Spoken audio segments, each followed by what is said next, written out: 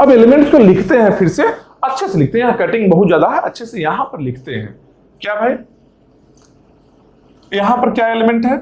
8 12 3 2, यही एलिमेंट है ना।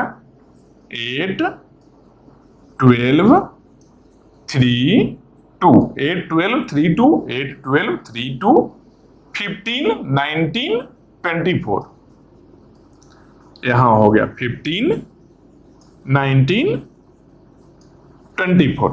यही हम लोग का एक बार जब पीटरसन ये पार्टीशन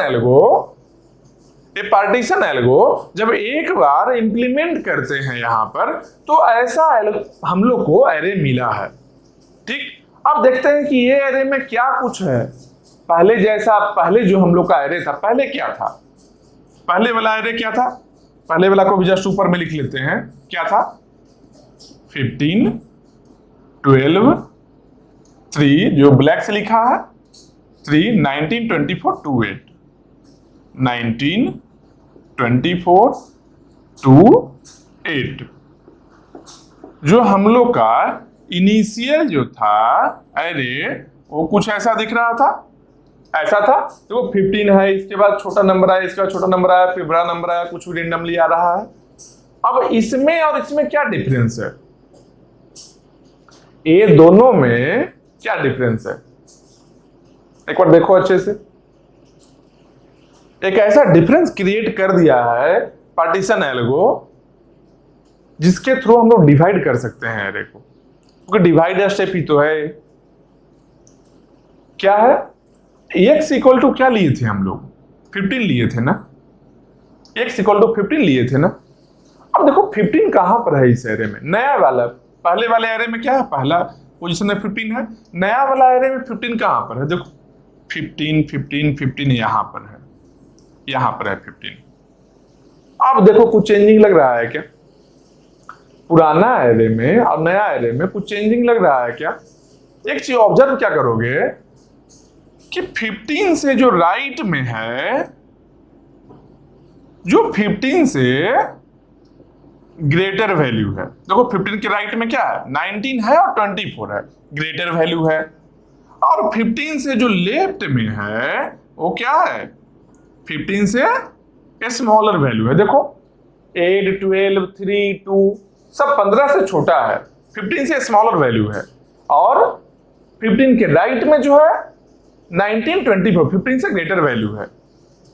एक सॉर्टेड एरे होता है, एक सॉर्टेड एरे जब होता है, एक सॉर्टेड एरे जैसे हम लोग ऐसे ब्लॉक बना बना कर लेते थे, एक मान लो सॉर्टेड एरे है, तो किसी एक पोजीशन पर जाते थे तो बाइनरी सर्च में याद करो क्या काम कर रहे थे कि किसी एक एलिमेंट से यहां कंपेयर करते थे। मिड में कंपेयर करने के बाद में अपने एलिमेंट को देखते थे कि अगर इस एलिमेंट से छोटा है तो लेफ्ट में बाइनरी सर्च लगाना है। क्यों? क्योंकि इससे छोटा एलिमेंट लेफ्ट में ही है, क्योंकि ये सॉर्टेड है।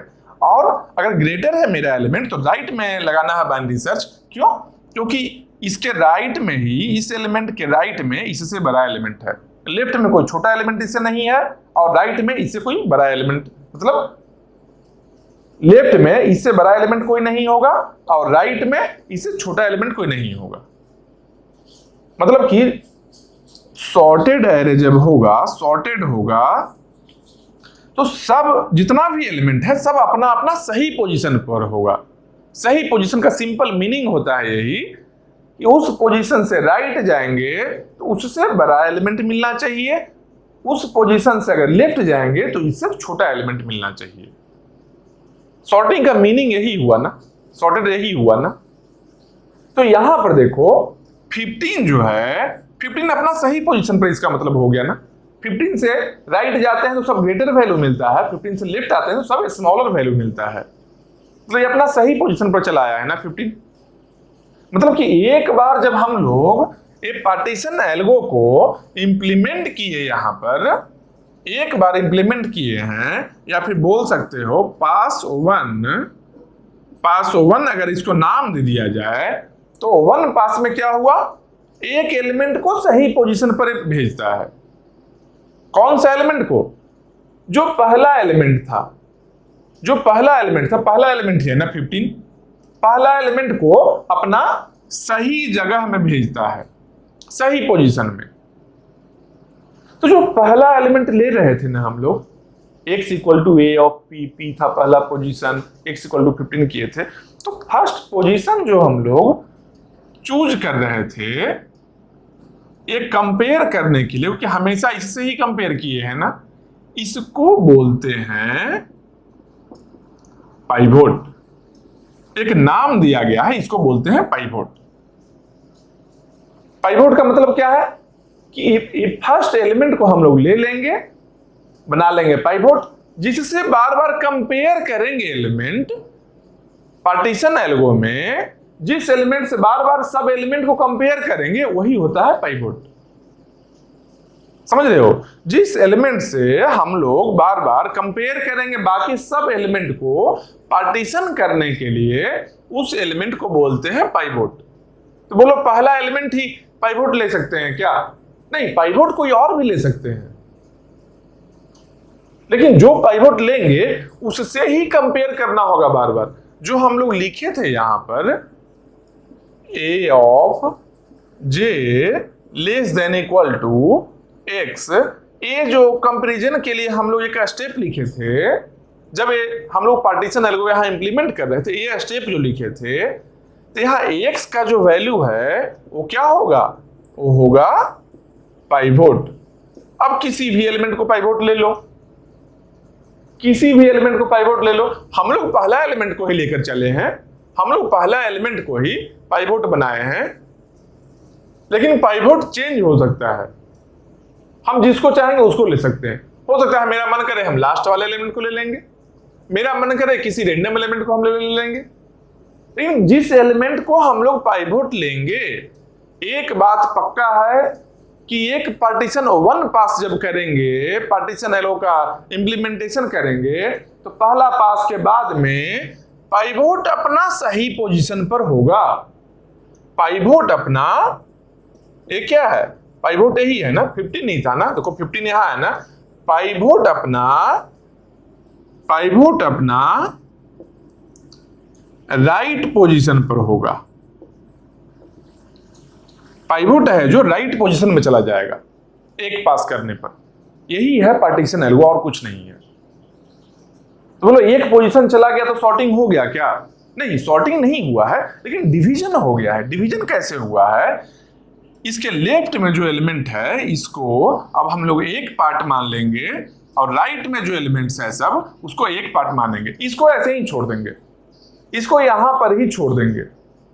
पाइवोट को भी पाइवोट सही पोजीशन में है, इसके लेफ्ट वाले सब एलिमेंट को अब एक सब प्रॉब्लम मानेंगे। इसको क्या बोलेंगे? इसको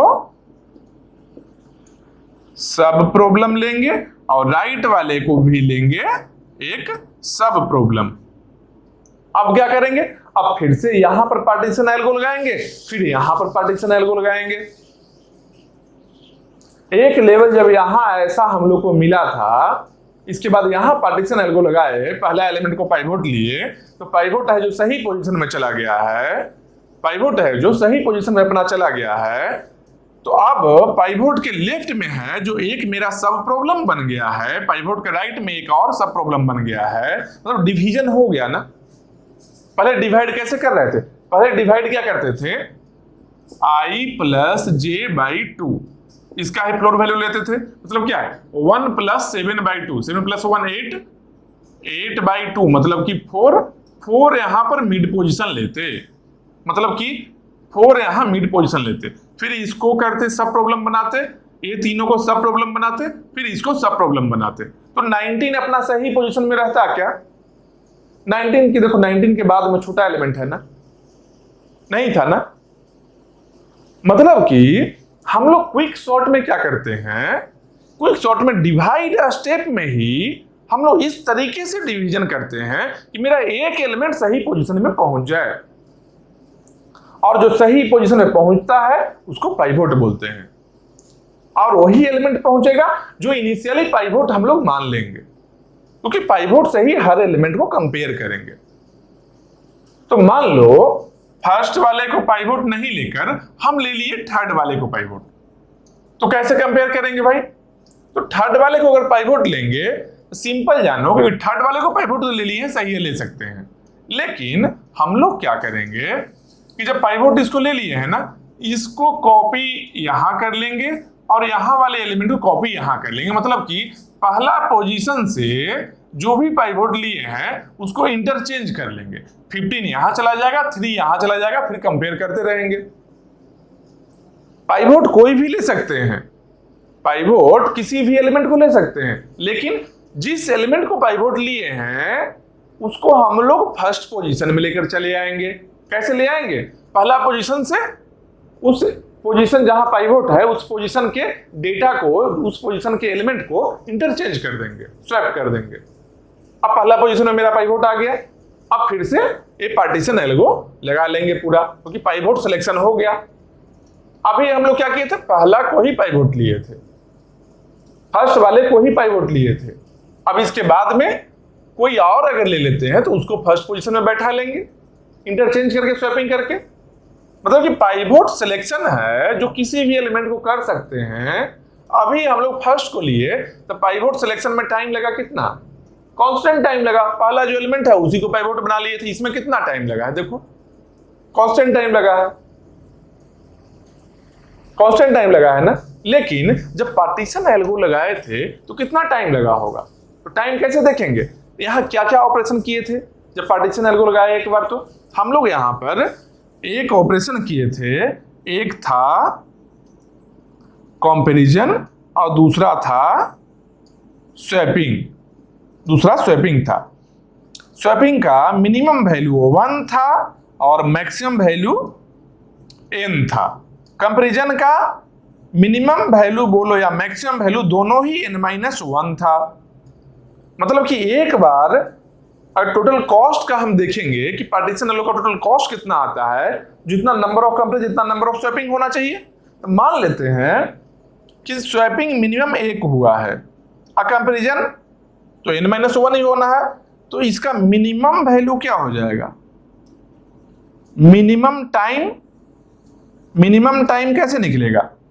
स्वैप का मिनिमम वैल्यू 1, इसका n-1 प्लस 1 दोनों को ऐड करेंगे, n-1 का वैल्यू और इसका मिनिमम वैल्यू स्वैपिंग का कितना हो गया? n हो गया। और मैक्सिमम वैल्यू क्या होगा? मैक्सिमम वैल्यू t का क्या होगा? टाइम कितना लगा है? तो मैक्सिमम मतलब ये तो फिक्स ही है, तो n-1 प्लस n मतलब कि 2n-1 इक्वल टू बीगो n। ये भी हो गया बीगो n, यही हो गया ना। यहां भी जब n-1 प्लस n करेंगे मैक्सिमम के लिए, स्वैप का मैक्सिमम वैल्यू लेंगे तो n-1 प्लस n किए तो कितना बना? 2n-1। 2n-1 को बीगो n भी लिख सकते हैं ना, लिख दिए। n को भी बीगो n लिख सकते हैं ना, लिख दिए। मतलब कि एक बार पार्टीशन एल्गो लगाने का कॉस्ट कितना आ रहा है? बीगो n लग रहा है। पार्टीशन एल्गो का एक बार इंप्लीमेंटेशन में टाइम कितना लग रहा है? बीगो n लग रहा है। चाहे बेस्ट केस हो या फिर वर्स्ट केस हो। बेस्ट केस का मतलब क्या है? बेस्ट केस मिनिमम वाला है। कब भाई? जब स्वैपिंग मिनिमम होगा, कंपैरिजन तो उतना ही है, n-1 कंपैरिजन करना ही करना है। मतलब कि ये क्या हो गया? बेस्ट केस या वर्स्ट केस बोल लें या फिर इसको एवरेज केस बोल लें, तीनों ही सेम है, बीगो n है। मतलब पार्टीशन एल्गो का टाइम कितना हो गया? n हो गया। मतलब डिवाइड करने का टाइम कितना हो गया? क्विक सॉर्ट का डिवाइड करने का टाइम कितना हो गया? n हो गया। पहले डिवाइड कैसे कर रहे थे? पहले ब्लाइंडली डिवाइड कर रहे थे, i+j/2 कांस्टेंट टाइम में डिवीजन कर रहे थे। मर्ज सॉर्ट में जो डिवीजन हम लोग किए थे वो कांस्टेंट टाइम में किए थे। i+j/2 एक दो अरिथमेटिक ऑपरेशन लग रहा है, जबकि यहां पर क्या है? n टाइम लग रहा है। मतलब डिवाइड करना कॉस्टली हो चुका है। तो देखेंगे आगे इसका आगे बेनिफिट मिलता है क्या? कुछ हो सकता है बेनिफिट मिल जाए तब कर रहे हो, क्योंकि पहले डिवीजन में टाइम कम लग रहा था, कांस्टेंट टाइम लग रहा था। अब हम डिवीजन में टाइम n अगर दे रहे हैं मतलब कुछ इसका यूज आगे आने वाला है। हो सकता है कुछ यूज आएगा। देखेंगे आगे क्विकसॉर्ट को जब देखेंगे तो उस समय देखेंगे। अभी जान लो पार्टीशन एल्गो का टाइम कितना लगा है, n लगा है। तो अब हम लोग एल्गो पर आते हैं, तो क्या करेंगे, ये तो जान लिए है ना, टाइम ये सब जान लिए ना, ये काम करने में कितना टाइम लगा था। अब एक बार एल्गो को भी देख लेते हैं।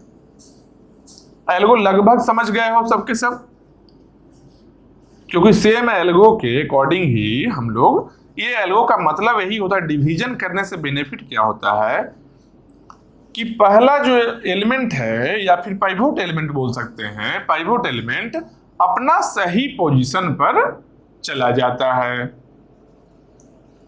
पाइवोट एलिमेंट अपना सही पोजीशन पर चला जाता है।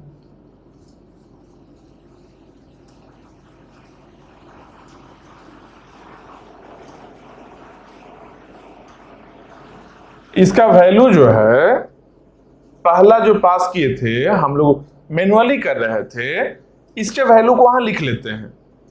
अब फिर एल्गो के थ्रू करेंगे, एक बार देखेंगे दोनों सेम रहता है या नहीं रहता, कितना वैल्यू है। करने के बाद जब मैनुअली किए थे उसके बाद क्या है, 8 12 3 2, यहां लिखते हैं 8 12 3 2 15 19 24, 15 19 24, ये हम लोग का क्या आया है। एक बार जब मैनुअली जब हम लोग एक बार पार्टीशन एल्गो किए थे तब ये वैल्यू आया, फर्स्ट पास के बाद में। यहां लिख लेते हैं फर्स्ट पास, या फर्स्ट टाइम और वन टाइम बोल सकते हैं। अब इनिशियल वैल्यू क्या है हम लोग का, इनिशियल वैल्यू है यही है ना जो ऊपर में लिखा हुआ है, कितना है 15 12 3 19 3 19 24 28 24 28, यही वैल्यू है ना। अब इसको बीच से हम लोग हटाते हैं, दोनों लिख लिए 15 12 3 19 12 3 19 24 28, सही। अब हम लोग इस पर इस एल्गो को इंप्लीमेंट करते हैं, एल्गो को देखकर, ठीक। अब देखो क्या क्या है, पार्टीशन करना है किसको, array from P to Q, मतलब पहला एलिमेंट क्या है, पहला एलिमेंट P है और लास्ट एलिमेंट क्या है, Q है, ठीक। Array partition array from P to Q, from P to Q, array A है, इसमें पहला एलिमेंट है P, लास्ट एलिमेंट है Q, मतलब फर्स्ट पोजीशन को बता रहे हैं। P है जो फर्स्ट पोजीशन है और लास्ट पोजीशन Q है, उसके अंदर जो एलिमेंट होगा देखेंगे बाद में। अब क्या करना है, x इक्वल टू AP, क्या करना है, x equal to A of P, x equal to AP किए, x का वैल्यू क्या आ गया, P प्लेस में क्या है 15 है। ये क्या हुआ, इसको बोलते हैं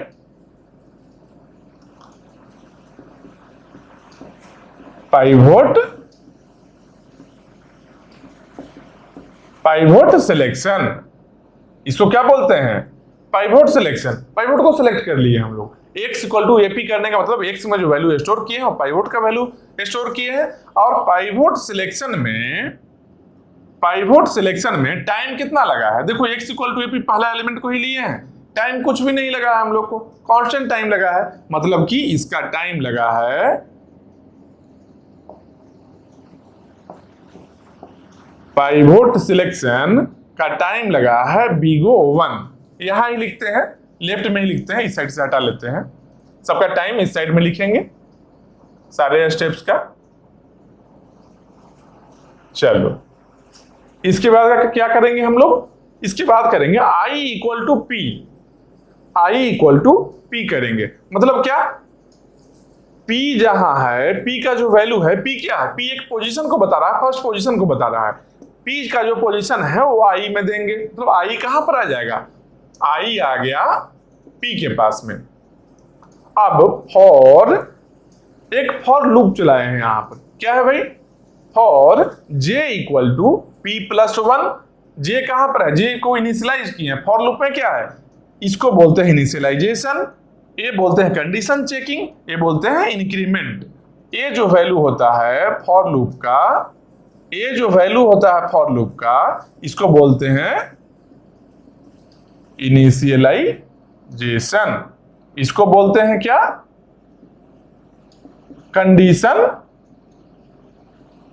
कंडीशन चेकिंग।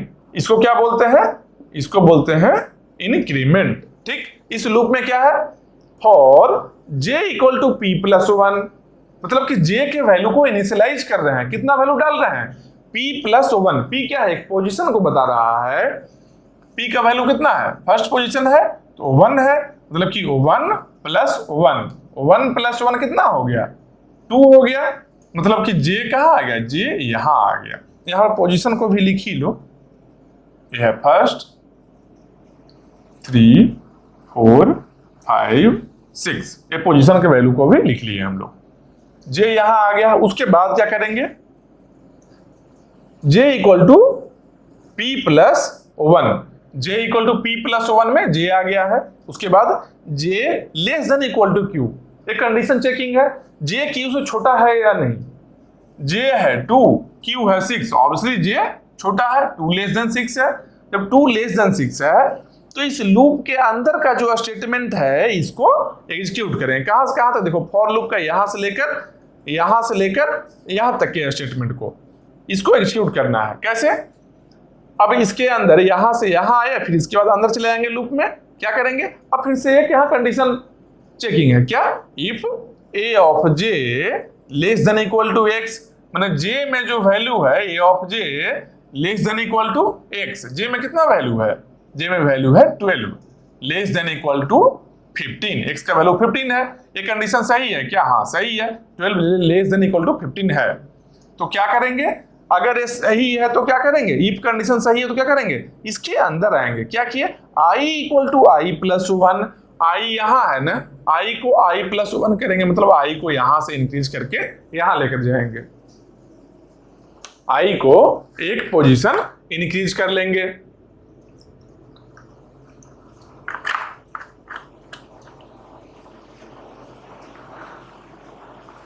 कब कर लेंगे ये चीज, आई प्लस वन कब करेंगे, जब इफ का कंडीशन सही होगा। देखो यहां पर इफ का कंडीशन सही हुआ है, A of J less than equal to A of X, A of J less than equal to X, A of J less than equal to X, ये कंडीशन सही हुआ है, तब क्या करेंगे, I equal to I plus one, I equal to I plus one कर ली, आई यहां चला आया है।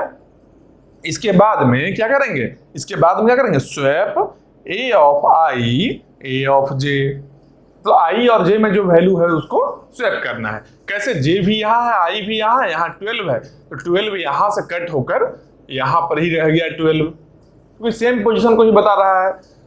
इसके बाद इस इफ कंडीशन से इसके स्टेटमेंट से बाहर आए, इसके बाद यहाँ से बाहर आए, जब यहाँ से बाहर आए हम लोग, यहाँ से जब बाहर आए तो अभी फॉर लूप से बाहर नहीं आए हैं, इसके अंदर का यहां तक में ये जो कंडीशन है इफ का, इससे बाहर आए, फिर यहां जब आए तो यहां क्या है, फॉर लूप के अंदर में ही है, फॉर लूप के अंदर आए, इसके बाद कहां जाएंगे, पहला ये करेंगे, दूसरा ये करेंगे, इसके बाद स्टेटमेंट को रन करवा कर फिर यहां जाएंगे, ये पूरा स्टेटमेंट को रन करवाने के बाद यहां जाएंगे, यहां क्या है, जे प्लस प्लस, मतलब कि जे प्लस प्लस, जे यहां है तो जे को यहां कर लिए।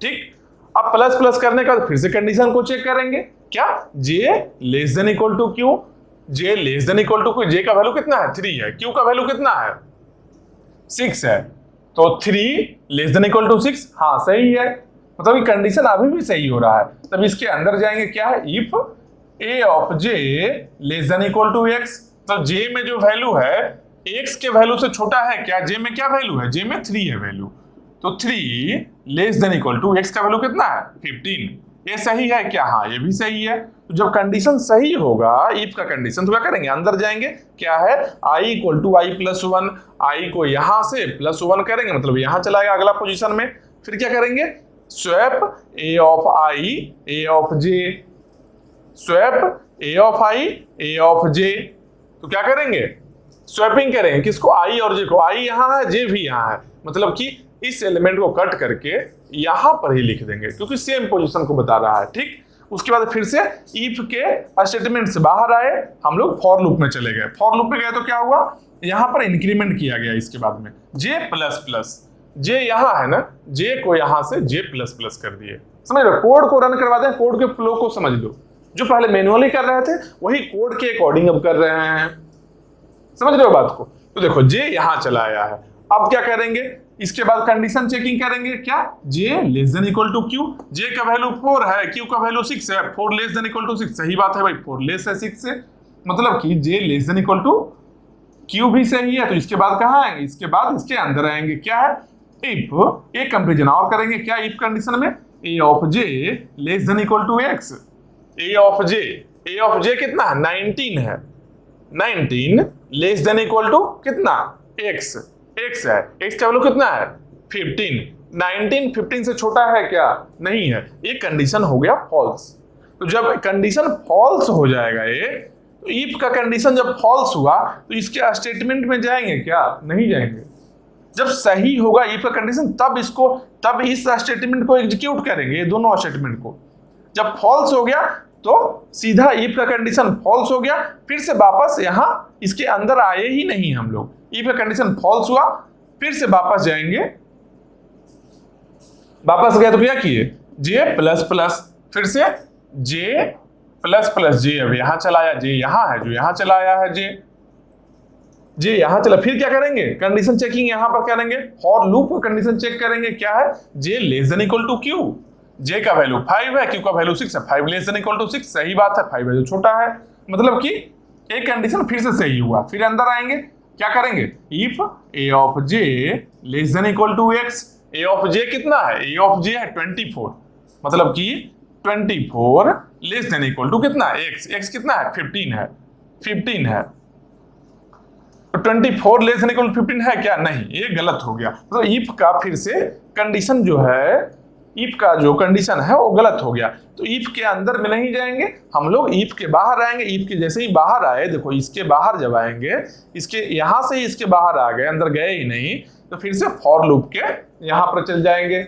इंक्रीमेंट में क्या है, जे प्लस प्लस, जे यहां है ना, जे को प्लस प्लस किए, जे यहां चला आया है, जे प्लस प्लस किए हैं। इसके बाद में if A of J less than equal to X, A of J कितना है, ए ऑफ जे है 28, तो 28 लेस देन इक्वल टू कितना, X 15, 28 less than equal to 15 है क्या, नहीं है, ये भी गलत है। मतलब क्या, जब गलत होगा फिर से इफ कंडीशन में नहीं जाएंगे अंदर, मतलब इफ कंडीशन जब फॉल्स है तो इसके अंदर के स्टेटमेंट को नहीं एक्सेस कर सकते हैं, तो यहां से बाहर आए, फिर यहां चले गए, क्या है, जे प्लस प्लस, तो जे प्लस प्लस के, जे यहां है, जे को इससे आगे लेकर चले गए, जे यहां से आगे बढ़ गया, क्यू से आगे बढ़ गया, अब मतलब कि क्यू से ग्रेटर हो गया है वैल्यू। फिर यहां के बाद यहां आएंगे, क्या है, J less than equal to Q, J Q से छोटा है क्या, जे का वैल्यू पहले तो 6 था, लेकिन अब जे ग्रेटर बाहर निकल चुका है, 6 से ज्यादा हो गया है, 7 हो गया है, 6 प्लस प्लस 7 बन गया है, जे का वैल्यू 7 है, क्यू का वैल्यू 6 है, 7 लेस देन इक्वल टू 6 है क्या, नहीं, ये फॉल्स हो गया, यही कंडीशन फॉल्स हो गया।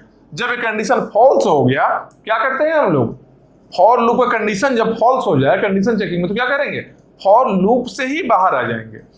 फॉर लूप कहां तक है, ये फॉर लूप यहां से लेकर यहां तक है, इसके बाहर आ गए, इस फॉर लूप से बाहर चले आए, फॉर लूप के बाहर आए तो क्या है, swap A of P and A of I, मतलब एरे ए का पी पोजीशन और आई पोजीशन में जो एलिमेंट है उसको स्वैपिंग करना है, इंटरचेंज कर देना है, पी पोजीशन और आई पोजीशन में। पी कहां पर है, पी है यहां पर है, आई कहां पर है, आई यहां पर है, पी यहां पर है और आई यहां पर है। क्या करेंगे, पी के पोजीशन में क्या है 15 है, आई के पोजीशन में क्या है 3 है, तो क्या किए हम लोग 15 को यहां लेकर चले आए और 3 को यहां लेकर चले गए। 3 को यहां लेकर चले गए, मतलब क्या हुआ, 15 यहां चला आया है और 3 यहां चला आया। ठीक, अब इसके बाद क्या है, रिटर्न करना है। रिटर्न करना है, इसके बाद क्या करेंगे, ये स्वैपिंग एक बार ही है, खत्म हो गया। इसके बाद कहाँ आए, रिटर्न आई। रिटर्न आई, आई का जो वैल्यू है वो रिटर्न कर देना। आई क्या है, एक पोजीशन को बता रहा है। आई एक पोजीशन को बता रहा है। आई मतलब कि रिटर्न आई, आई का वैल्यू कितना है, 3 है। आई एक पोजीशन को बता रहा है, मतलब कि रिटर्न जो हुआ है I equal to 3। I equal to 3 मतलब क्या, कि थर्ड एलिमेंट जो मेरा है वो अपना सही पोजीशन पर चला गया। पार्टीशन एल्गो यूज करने का मतलब भी यही है कि जो पाइवोट लिए थे अपना सही पोजीशन पर चला गया। कौन सा सही पोजीशन है पाइवोट का, पाइवोट का सही पोजीशन है आई इक्वल टू 3। तो अब इसको फिर से लिख लेंगे सही तरीके से। अब देखो यहां कंपैरिजन कितना किए थे, 1 2 3 4 5, 5 कंपैरिजन किए हैं। एलिमेंट कितना है, 1 2 3 4 5 6 एलिमेंट है।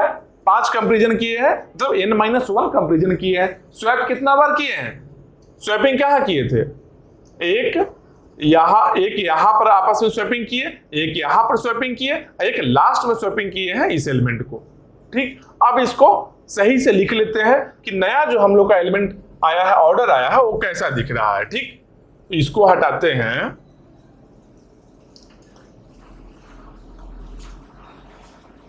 इसको हटाते हैं। नया जो ऑर्डर आया है जो कैसा आया है, सबसे पहले क्या है, 3 12 15, 3 12 15, उसके बाद 19 24 28, मतलब कि 19 24 28। ये मेरा एक बार पार्टीशन एल्गो अप्लाई करने के बाद ये आउटपुट आया है। मतलब पार्टीशन एल्गो अप्लाई करने के बाद में मेरा एरे ऐसा दिख रहा है और i इक्वल टू 3। आई को देखो 1 2 3, इसके पोजीशन को बता लो पहले, 1 2 3 4 5 6। तो i equal to 3, I equal to 3 का मतलब क्या है, यहां से रिटर्न किया था ना पोजीशन है, पार्टीशन एल्गो ही रिटर्न किया था ना पोजीशन को। इसका मतलब क्या हुआ कि i इक्वल टू 3 में जो एलिमेंट है जो रिटर्न किया है, i इक्वल टू 3 में जो एलिमेंट है वो अपना सही पोजीशन पर है, सही पोजीशन पर है। इसका मतलब क्या हुआ कि ये जो थर्ड एलिमेंट है अपना सही पोजीशन पर है। इसके राइट में जितना भी एलिमेंट होगा इससे ग्रेटर होगा, इसके लेफ्ट में जितना एलिमेंट होगा इससे स्मॉलर होगा। मतलब कि अब 2 सब एरे में डिवीजन हो चुका है, डिवाइड स्टेप हो चुका है। क्या क्या हुआ है, एक यहां पर सब प्रॉब्लम बन गया है, एक यहां पर सब प्रॉब्लम बन गया है। अब देखेंगे हम लोग का लास्ट जो एरे आया था, लास्ट जो एरे आया था जो ऐसा दिख रहा है कि नहीं, लास्ट एरे में क्या है, 8 12 3 2, 8 12 3 2, 1 2 3 4 5 6 7, यहाँ 6 ही एलिमेंट है। एक एलिमेंट कम लिया गया है, एक एलिमेंट को छूट गया है यहाँ पर, 15 12 3 19, 15 12 3 19 24 28 24। ओ एक्चुअली हुआ क्या है, यहां पर 2 जो है और 8 है जो, इसको एक साथ में 28 कर लिए हैं, समझ रहे हो, मिसप्रिंटिंग हुआ है। मतलब यहां पर 2 है और 8 है, शायद उसमें पहले वाले में सीक्वेंस ऐसा रहा होगा, 2 के बाद 8 आया होगा और दोनों को एक ही एलिमेंट लेकर सॉल्व किए हैं। ठीक, कोई दिक्कत नहीं है। यहां पर है तो समझ गए हो, मैन्युअली करने पर क्या आउटपुट आ रहा था, सेम उस तरीके से आउटपुट क्या था मैन्युअली में, ये चीज याद है ना। आउटपुट हम लोग का ये नहीं था जो 8 यहां पर है 2 यहां पर है, ये आउटपुट नहीं था। आउटपुट मिलता है रिटर्न आई को रिटर्न करना है। मतलब ith प्लेस में जो एलिमेंट है जो अपना सही पोजीशन पर होना चाहिए।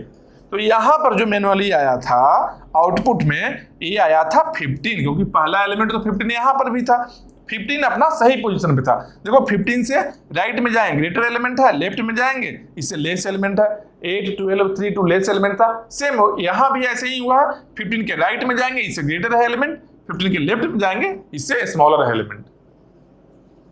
मतलब कि एक एलिमेंट है जो एक पास करने के बाद 1 पास में एक एलिमेंट अपना सही पोजीशन पर चला गया। अब ये नहीं सोचो यहां पर 7 एलिमेंट लिए थे, यहां 6 में सॉल्व कर दिए, कैसे देखें? अरे इसके कंसेप्ट को देखना है, किस तरीके से इंप्लीमेंट हुआ है, एलिमेंट को नहीं देखना है। ठीक, तो यहां पर हो गया किस तरीके से कर रहे हैं इंप्लीमेंट। अगर यही एलिमेंट को लेकर यहां करोगे सेम वैसा ही आ जाएगा, जो पहले आउटपुट आया था सेम वैसा ही आउटपुट आएगा। एक बार करके देख लेना, इसी एलिमेंट्स को ऐसा ही आउटपुट आएगा जैसे अभी हम किए हैं इसको, एल्गो को रन करवा कर, सेम रन करवाना, आउटपुट सेम आएगा। तो एक बात तो समझ गए कि जो एल्गो है किस तरीके से रन करेगा। अब देखो एल्गो में टाइम देखते हैं। पाइवोट सिलेक्शन जो हम लोग किए थे, पहला एलिमेंट को कितना टाइम लगा था पाइवोट सिलेक्शन में? बिगो 1 टाइम लगा है, कांस्टेंट टाइम लगा है, क्योंकि पहला एलिमेंट को ही ले लिए हैं सीधा। उसके बाद क्या किए हैं? उसके बाद हम लोग एक फॉर लूप चलाए हैं, एक फॉर लूप चलाए हैं। फॉर लूप कहां से कहां तक जा रहा है? देखो j equal to P plus 1 से लेकर j equal to P plus 1 से लेकर j less than equal to q। p plus 1 क्या है? p क्या है? पहला पोजीशन है। p प्लस 1 क्या है? सेकेंड पोजीशन है। सेकेंड पोजीशन से लेकर q तक गया। q क्या है? लास्ट पोजीशन है। बस सेकेंड पोजीशन से लास्ट पोजीशन गया है, मतलब कि अगर नंबर ऑफ एलिमेंट्स n होगा तो n-1 टाइम से चलेगा। कंडीशन सही हो, एक कंडीशन सही कब तक रहेगा? n-1 टाइम्स रहेगा, जब तक लास्ट एलिमेंट पर j ना पहुंच जाए। समझ रहे हो बात को? मतलब कि इस फॉर लूप में टाइम कितना लगा? इस फॉर लूप में टाइम कितना लगा है? बिगो n-1 टाइम हुआ है। n-1 टाइम में सही हो रहा है, फॉर लूप का कंडीशन सही हो रहा है n-1 टाइम। इसके बाद जो भी स्टेटमेंट है एग्जीक्यूट कर रहा है, यहां पर बिगो n टाइम लगा। इसका मतलब क्या हुआ? इसके बाद क्या है? एक स्वैप ऑपरेशन है, कांस्टेंट टाइम है, इसमें तो कांस्टेंट टाइम है, इसमें कोई ज्यादा टाइम नहीं लग रहा है। मान लो इसको ले लेते हैं बिगो 1, टोटल टाइम कितना लगा? बिगो 1 प्लस n प्लस बिगो 1। मतलब क्या कि पार्टीशन एल्गो का जो टोटल टाइम होगा वो लगेगा बिगो n। ये हम लोग एल्गो में भी देख लिए, इससे पहले हम लोग मैनुअली जब किए थे तब भी देख लिए थे। मतलब कि डिवाइड स्टेप जो होगा क्विक सॉर्ट का, वो कंज्यूम करेगा big O n time. Division itself takes big O n time for quick sort. समझ रहे हो बात को?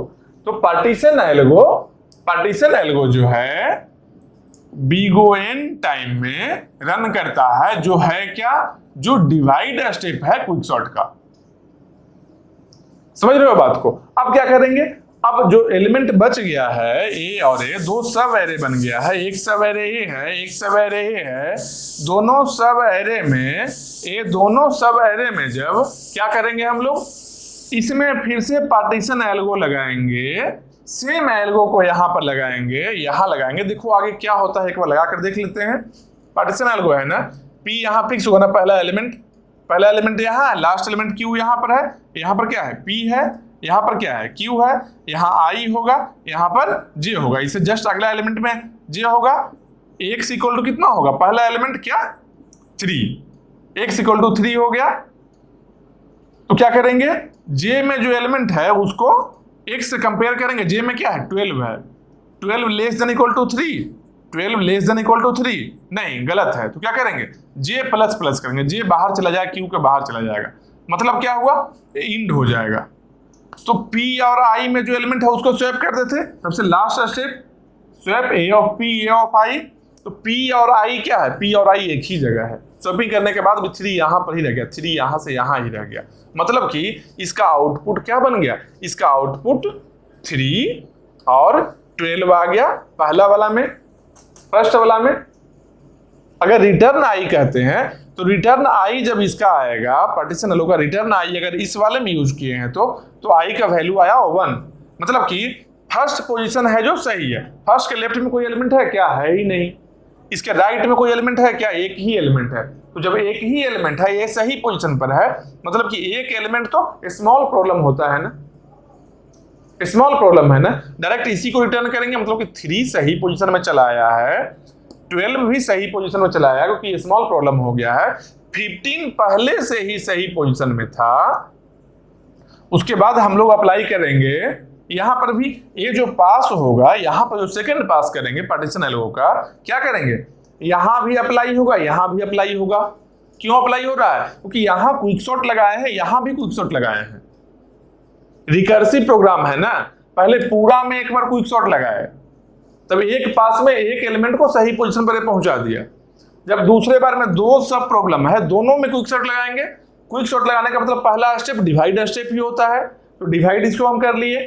फिर से इसको भी करेंगे। अगर 19 है तो यहाँ पर P लेते हैं, यहाँ पर Q लेते हैं, यहाँ I होता है, इसके अगला एलिमेंट को J लेते हैं।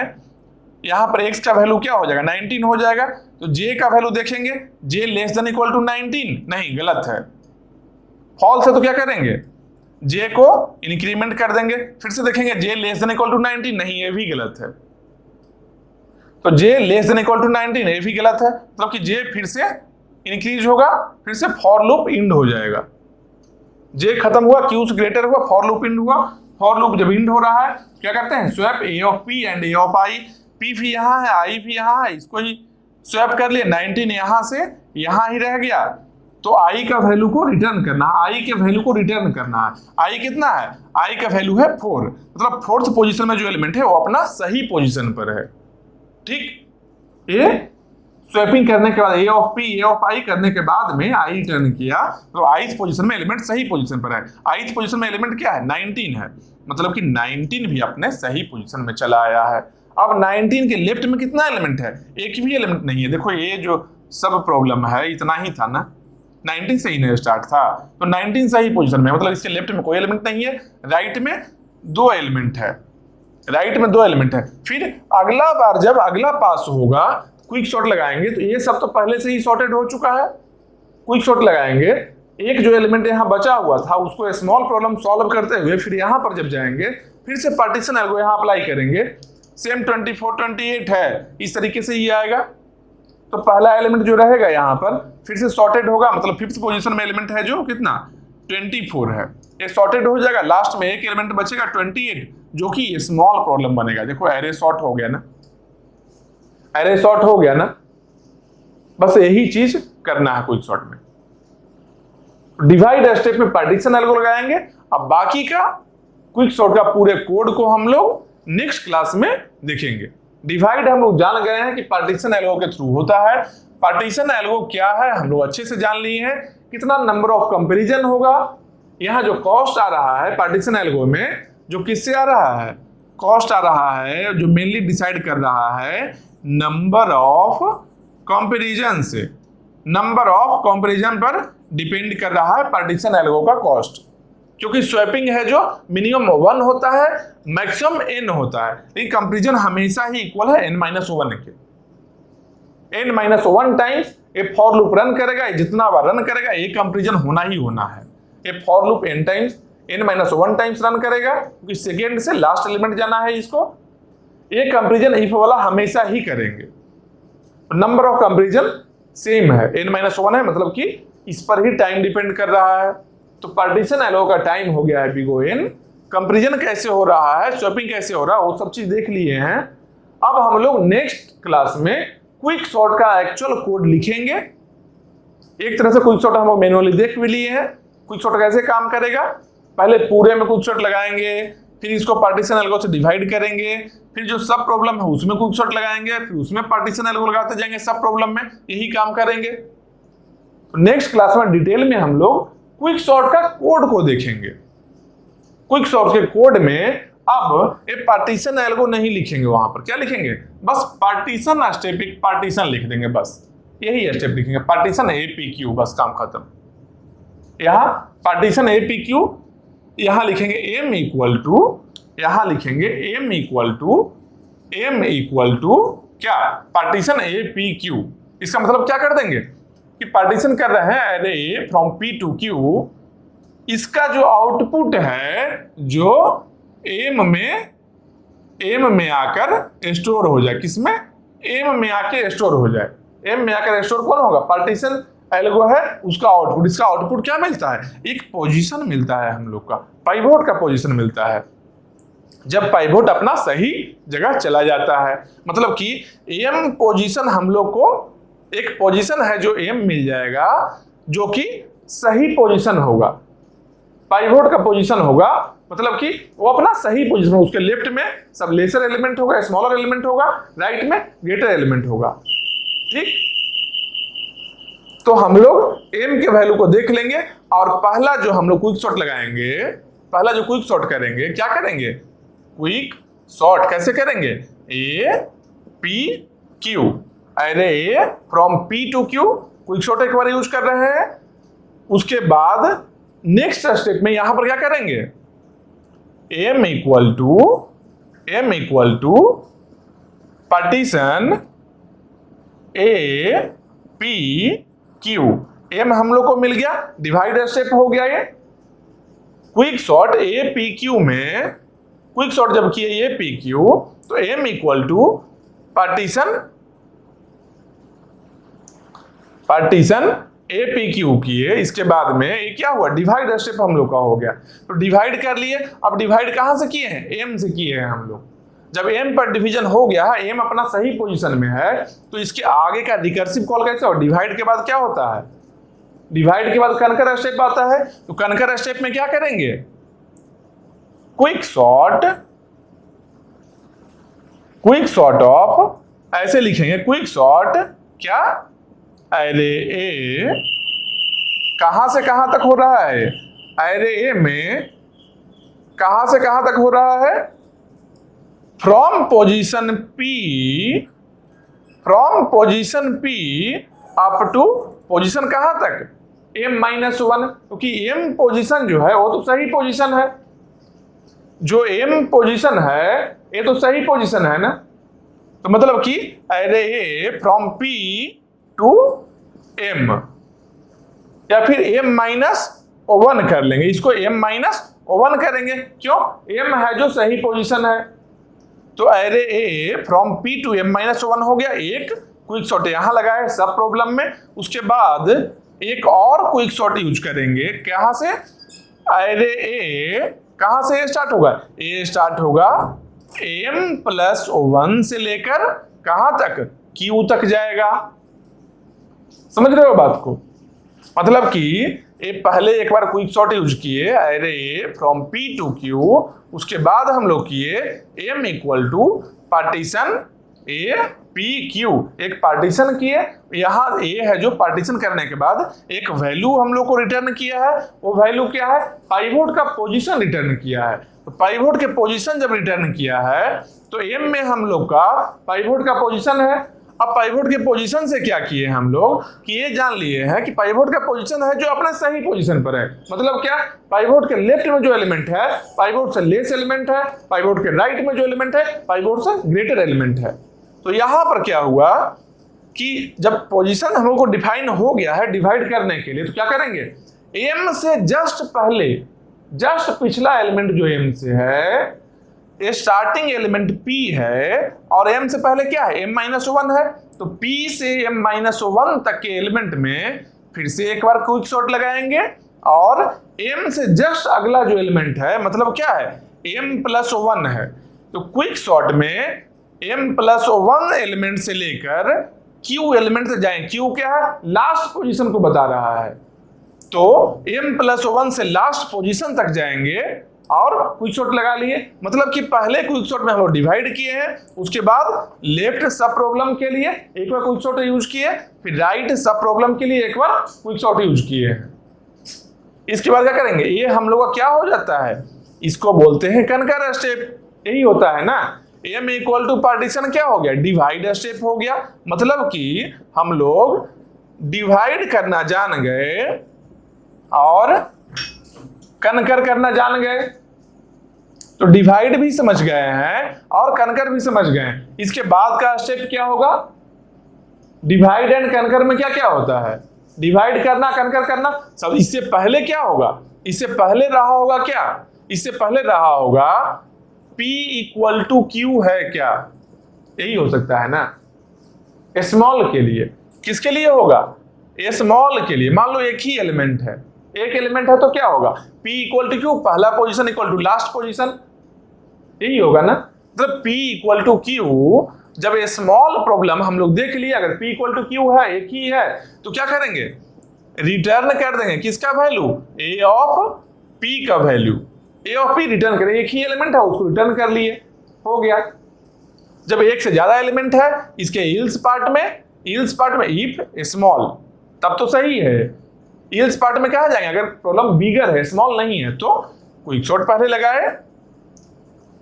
क्विक सॉर्ट यहां नहीं था, क्विक सॉर्ट एक्चुअली इसके पहले ही था, यहां पर ही था quick sort A P to Q, यहां पर ही था, यहां से हटाकर ऊपर चला गया। तो क्विक सॉर्ट जो है, पहले क्विक सॉर्ट लगाए, उसके बाद देखिए कि प्रॉब्लम स्मॉल है कि नहीं है, उसके बाद अगर स्मॉल है तो इसका सॉल्यूशन रिटर्न कर दिए, रिटर्न A ऑफ P। अगर स्मॉल नहीं है तो हम लोग पार्टीशन किए, मतलब कि डिवाइड कर रहे हैं यहां पर, तो डिवाइड स्टेप हो गया। डिवाइड स्टेप में टाइम कितना लगा है, टाइम लगा है बिगो एन टाइम क्यों लगा है, बिगो एन टाइम क्यों लगा है, क्योंकि यहां पर डिवाइड हम लोग नॉर्मली आंख बंद करके नहीं किए थे, यहां पर जो हम लोग डिवाइड किए थे वो किए थे पार्टीशन एल्गो के थ्रू। पार्टीशन एल्गो में टाइम बिगो एन लगता है, पहले से पता है हम लोग को, तो मतलब कि डिवाइड स्टेप कर लिए, बिगो एन टाइम में हुआ है। उसके बाद कनकर स्टेप करेंगे। कनकर स्टेप कैसे कैसे करना है, क्विक सॉर्ट जो एम मिला था हम लोग को पार्टीशन के बाद में, डिवाइड करने के बाद में, एम से पहले तक का एलिमेंट है, स्टार्टिंग से एम के just before element, starting P से लेकर एम के जस्ट बिफोर एम माइनस 1 तक में एक बार क्विक सॉर्ट अप्लाई करेंगे। फिर एम के जस्ट बाद वाला एलिमेंट एम प्लस 1 से लेकर लास्ट एलिमेंट तक फिर से एक बार क्विक सॉर्ट करेंगे। ए क्या हो गया, ए हो गया कनकर स्टेप, ए हो गया कनकर स्टेप। इसके बाद क्या स्टेप आएगा, इसके बाद आएगा कंबाइन स्टेप। तो कंबाइन स्टेप इंपॉर्टेंस यहां रखता है क्या, जैसे मर्ज सॉर्ट में हम लोग कंबाइन कर रहे थे ना, कंबाइन किया तो टाइम लगा था ना, मर्ज एल्गो चलाए थे ना वहां पर कंबाइन करने के लिए, मर्ज एल्गो में टाइम कितना लगा था, बिगो एन लगा था टाइम। तो यहां पर कंबाइन का टाइम बिगो एन था, किसमें, मर्ज सॉर्ट में। क्यों, क्योंकि यहां मर्ज एल्गो यूज कर रहे थे। यहां पर कंबाइन टाइम क्या होगा, यहां पर कंबाइन में केवल लिखेंगे रिटर्न ए, बस ए को रिटर्न कर देंगे। क्यों, क्योंकि यहां पर जैसे जैसे हम लोग इंप्लीमेंट करते जाते हैं पार्टीशन को, वैसे वैसे एक एक एलिमेंट मेरा सॉर्टेड हुआ जाता है उसी एरे में, कहीं और नहीं जाना रहता है। सेम एरे में हर बार एक एलिमेंट अपने सही पोजीशन पर चला जाता है। तो हर बार एक एलिमेंट सही पोजीशन पर गया है, जब इंड होगा ये तो एरे ये सॉर्टेड बन जाएगा अपने आप, तो मर्ज करने का जरूरत ही नहीं है, मतलब कि कंबाइन करने का जरूरत नहीं है। मतलब कि कंबाइन स्टेप यहां पर जो है वो लेगा बिगो 1 टाइम, कंबाइन स्टेप जो यहां पर है वो लेगा बिगो 1 टाइम लेगा। मतलब कि स्मॉल प्रॉब्लम के लिए टाइम कितना लगा, बिगो 1 लग गया, पार्टीशन के लिए डिवाइड के लिए बिगो एन लग गया। कनकर स्टेप में क्या हुआ, कनकर स्टेप में दोनों को कनकर किए हैं, दोनों सब प्रॉब्लम को, इसमें टाइम कितना लगेगा, मान लो मेन प्रॉब्लम मेरा क्विक सॉर्ट है जो जिसमें टाइम tn लग रहा था, अगर tn लग रहा था और मान लेते हैं कि हम लोग आधा आधा डिवीजन के पार्टीशन के बाद में जो पाइवोट एलिमेंट है जो मिडिल में चला आया है, बीचों बीच चला आया है, तो दो इक्वल सब प्रॉब्लम में अगर डिवाइड किया है तो कितना टाइम यहां लगेगा, पहला में भी tn/2, क्योंकि अगर tn पूरा है, n एलिमेंट है तो tn लग रहा है, तो n/2 एलिमेंट है तो tn/2, तो एक में tn/2, दूसरे में भी tn/2, एक में अगर tn/2 दूसरे में भी tn/2 ना, मतलब कि टोटल जो टाइम लगा है हम लोग का, टोटल टाइम जो लगा है कनकर स्टेप में वो कितना हो गया है 2tn/2। क्यों, ये दोनों करना जरूरी है क्या, हाँ पाइवोट से लेफ्ट में भी क्विक सॉर्ट लगाना जरूरी था, राइट में भी करना जरूरी था, क्योंकि दोनों साइड को हम लोग सॉर्ट करेंगे ही करेंगे, स्किप नहीं कर सकते। ऐसा नहीं कि लेफ्ट में नहीं करेंगे राइट में करेंगे, नहीं ऐसा नहीं कर सकते हैं, क्योंकि हम लोग क्या ले रहे हैं कि मान लो पाइवोट का एलिमेंट बीच में चला गया है, स्किप कोई भी स्टेप को नहीं कर सकते हैं, मतलब कि इस फंक्शन कॉल के बाद ये फंक्शन भी कंपल्सरली एग्जीक्यूट होना ही होना है। तो टाइम कितना लगा 2tn/2 कनकर करने का टाइम लग गया है। रिटर्न में क्या है, कंबाइन स्टेप में क्या है, बिगो एन टाइम, रिटर्न केवल अरे ए को ही रिटर्न कर देना है। कंबाइन में 1 टाइम लगा है। तो अगर टोटल टाइम का बात किया जाए, अगर टोटल टाइम का बात किया जाए तो क्या होगा, स्मॉल के लिए कितना लगा बिगो 1, ये किसके लिए है, स्मॉल के लिए है। स्मॉल प्रॉब्लम कब n = 1 रहे तब। अगर यहां tn के लिए रेकरेंस रिलेशन हम लोग लिखते हैं, tn के लिए रेकरेंस रिलेशन लिखते हैं, n = 1 है अगर, तो बिगो 1 स्मॉल प्रॉब्लम हो गया। अगर n ग्रेटर देन 1 है, अगर n का वैल्यू ग्रेटर देन 1 है, तब क्या होगा, तब होगा हम लोग का स्मॉल का तो टाइम ऐसे भी लगेगा, क्योंकि वहां से तो गुजरना ही है स्टार्टिंग से, स्मॉल है या नहीं चेक करने का। तो बिगो 1 टाइम लग गया, प्लस पार्टीशन का जो टाइम है, पार्टीशन स्टेप जो है, डिवाइड करने का जो टाइम है, डिवाइड में कितना टाइम लगता है, पार्टीशन एल्गो यूज करते हैं तो n टाइम लगता है, मतलब कि डिवाइड में बिगो n टाइम लगता है, प्लस कनकर स्टेप में क्या है, 2 फंक्शन कॉल कर रहे हैं, रिकर्सिव फंक्शन कॉल 2 बार कर रहे हैं। अगर मान लो बीच में गया है पाइवोट मेरा m, अगर बीच में पार्टीशन आधा से हुआ है तो n/2 एलिमेंट्स हो गया, तो tn टोटल है, तो tn/2 एक का, फिर tn/2 दूसरे का, मतलब 2tn/2, मतलब यहां क्या हो गया 2tn/2 हो गया, प्लस कंबाइन स्टेप, कंबाइन में क्या है, रिटर्न करना है ए को, कंबाइन स्टेप इजी हो गया। तो रिटर्न करना है अगर ए को, कितना टाइम लगा, बिगो 1 टाइम लगा है, मतलब कि यहां क्या हो गया, यहां पर हो गया बिगो 1 टाइम, किसके लिए, n ग्रेटर देन 1 के लिए, मतलब लार्ज प्रॉब्लम के लिए। तो बिगो 1, बिगो n, ये तीनों को मिलाकर हम लोग लिख सकते हैं ना, बिगो n, बिगो 1 दोनों कंज्यूम कर लिया बिगो n में। तो टाइम एक्चुअल कैसा अब दिखेगा, जो एक्चुअल टाइम हम लोग का जो दिखेगा वो कैसा दिखेगा, एक बार यहां लिखते हैं, जो एक्चुअल टाइम हम लोग का दिखेगा वो कैसा दिखेगा, 2tn/2 प्लस बिगो n, क्या हो गया, tn = 2tn/2 प्लस बिगो n, या फिर बिगो n को यहां पर क्या कर लेते हैं, n लिख लेते हैं, समझ रहे हो बात को। अब हम लोग का टाइम का फॉर्मेट पता चल गया है, टाइम कैसे देखेंगे इसका, अब इसको हटाते हैं, अब एक्चुअल टाइम फाइंड आउट करते हैं कितना टाइम लगेगा इसमें। तो इसका टाइम देखने के लिए, एक्चुअल टाइम देखने के लिए क्या करेंगे, हम लोग इस रेकरेंस रिलेशन को सॉल्व करेंगे। कैसे करेंगे रेकरेंस रिलेशन को सॉल्व, कैसे करेंगे, किसी से भी करेंगे, सब्स्टिट्यूशन मेथड हो गया, बहुत सारा मेथड बताए हैं। तो मान लो यहां पर मास्टर थ्योरम लगाते हैं, आसान से सॉल्व हो जाएगा, सब्स्टिट्यूशन से भी पता है और रिकर्सिव ट्री मेथड भी पता है, लेकिन मान लो यहां पर मास्टर थ्योरम लगाते हैं, डायरेक्टली सॉल्व हो जाएगा। क्या, यहां से a का वैल्यू क्या है, 2 है, b का वैल्यू क्या है, 2 है, n पावर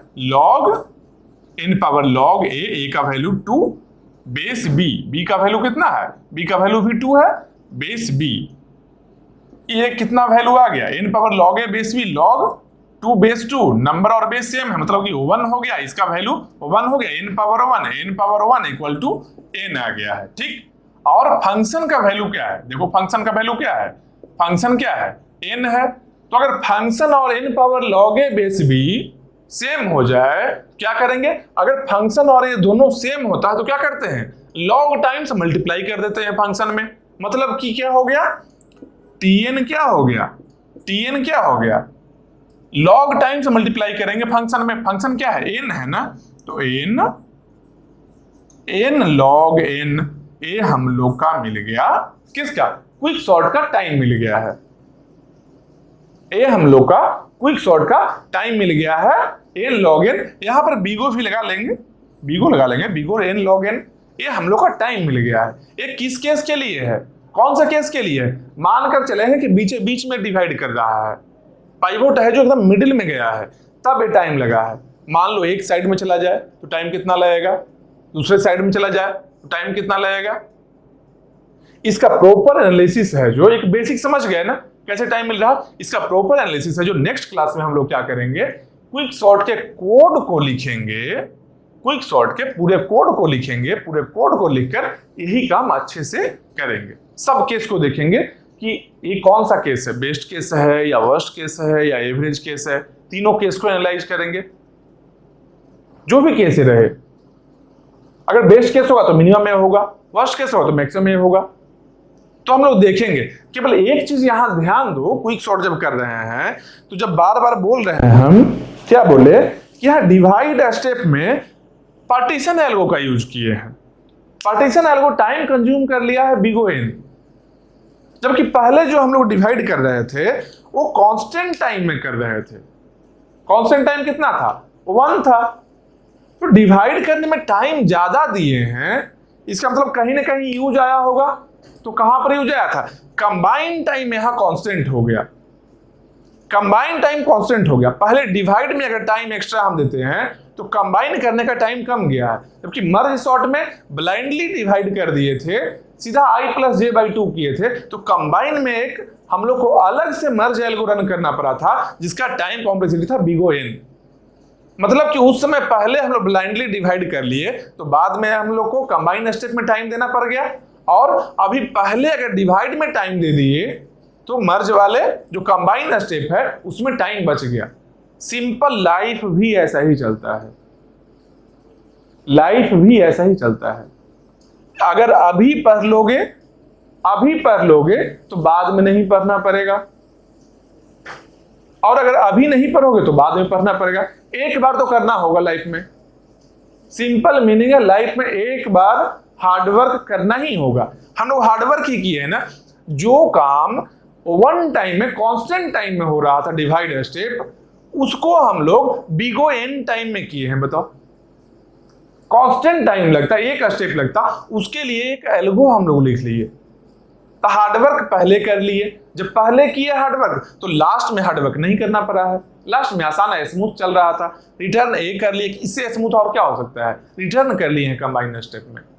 उस समय क्या था, मर्ज एल्गो में क्या देखे थे कि रिटर्न के लिए अलग से एक मर्ज एल्गो बड़ा सा था।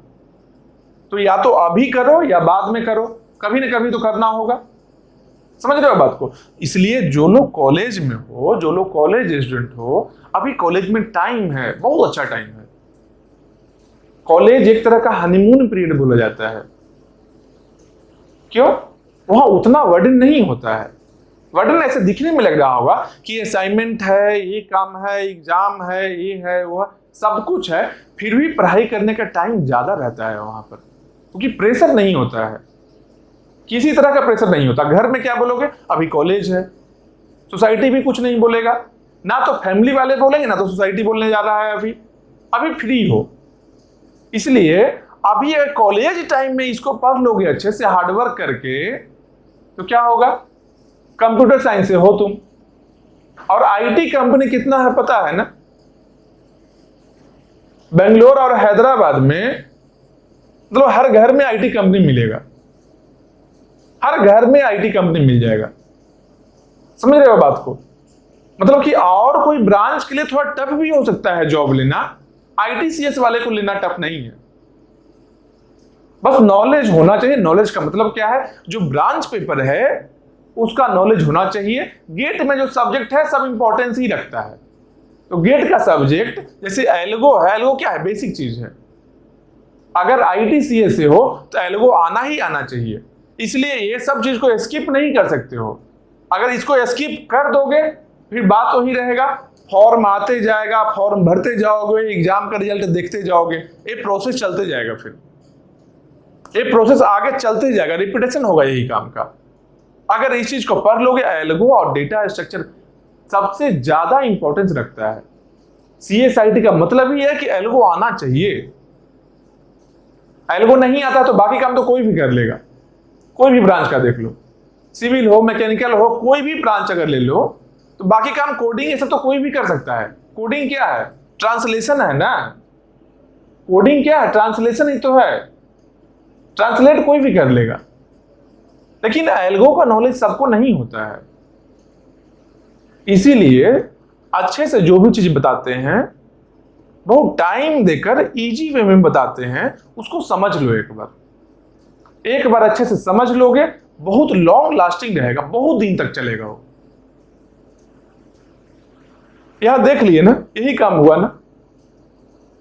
स्टार्टिंग में जो मेहनत किया गया था डिवाइड के टाइम में, एंड में नहीं करना पड़ा। तो अगर कॉलेज टाइम में अभी पढ़ लोगे तो कॉलेज से जैसे ही निकलोगे एक अच्छा सा जॉब होगा, या फिर किसी बहुत अच्छे कॉलेज से एमटेक कर रहे होगे, कहीं भी आईटी से कर रहे होगे,